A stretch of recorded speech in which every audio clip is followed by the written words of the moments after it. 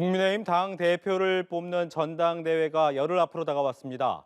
후보들 간 견제가 심해지는 가운데 김기현 후보는 울산 땅 시세 차익 의혹에 대해 직접 수사를 의뢰하겠다고 강경 대응에 나섰습니다. 국회에 나가 있는 취재기자 연결해 보겠습니다. 김보영 기자. 네, 김기현 후보는 조금 전 기자회견을 열고 의혹이 사실로 밝혀지면 즉시 정계를 떠나겠다며 누가 거짓말을 하는지 철저히 수사해달라고 밝혔습니다. 다만 근거 없는 비방으로 자신과 당의 명예를 실추시킨 정치인들에게는 정치적, 법적 책임을 반드시 묻겠다고 강조했습니다.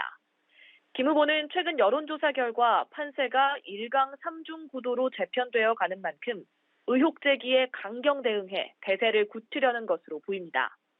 특히 오늘 오후에는 1시간 단위로 수도권 당협을 돌면서 본투표에서 과반 득표를 위한 조직표 동원에 공을 들일 계획입니다. 나머지 후보들은 내년 공천 승리를 위한 전략을 앞세워 추격을 시도하고 있습니다. 안 후보는 자신이 총선 승리를 위한 적임자라고 강조하면서 김 후보는 공천 학살을 할 거란 주장을 이어가고 있습니다. 안 후보는 오늘 SNS를 통해 험지가 두려워 양지만 찾는 자들은 정권 교체에 공이 있는 분들의 자리를 뺏기 위해 공천 학살을 할 것이라며 사실상 김 후보를 겨눴습니다. 천하람 후보 역시 그동안 당으로부터 혜택을 받아온 사람들이 오히려 안전한 후방에 있었다며 공천 개혁 방안을 발표했는데요. 천 후보는 조금 전 기자회견을 통해서 핵심 당직을 맡았던 비수도권 지역구와 비례대표 국회의원을 수도권과 호남 지역에 출마하도록 하겠다고 밝혔습니다.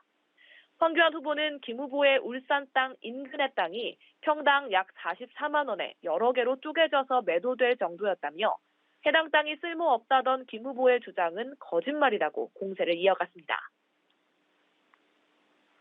내일은 민주당 이재명 대표에 대한 체포 동의안이 표결에 붙여지는데 여야 분위기도 전해주시죠.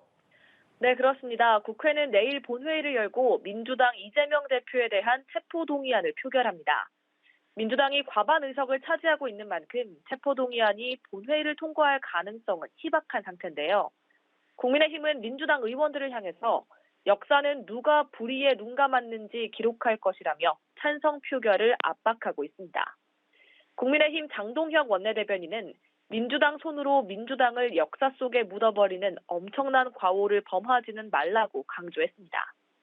하지만 단일 대오를 강조하고 있는 민주당은 체포동의안 부결에 자신을 보이는 동시에 검찰을 향해 바짝 날을 세우고 있는데요.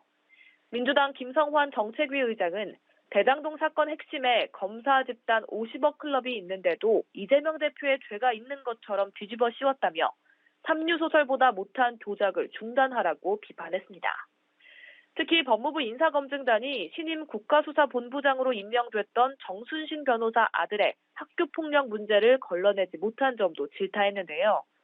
민주당은 인사검증단을 대통령실에 두거나 인사혁신처에 두는 게 맞겠다며 조만간 정부 조직 개편안을 제출하겠다고 밝혔습니다.